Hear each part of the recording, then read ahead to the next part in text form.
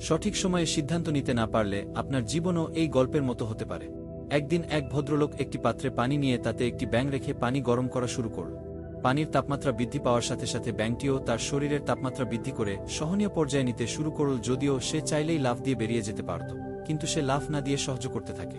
আস্তে আস্তে পাত্রের তাপমাত্রা যখন আরও বাড়িয়ে ফুটন্ত গরম করা হয়, তখন ব্যাঙটি আর সহ্য করতে না পেরে সে সিদ্ধান্ত নেয় লাফ দেওয়ার, কিন্তু ততক্ষণে তার আর লাফ দেওয়ার মতো শক্তি নেই।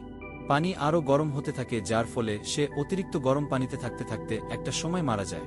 এখন যদি প্রশ্ন করা হয় ব্যাঙটি মারা যাওয়ার কারণ কি, তাহলে আমরা অধিকাংশরাই বলবো যে গরম পানির কারণে মারা গেছে।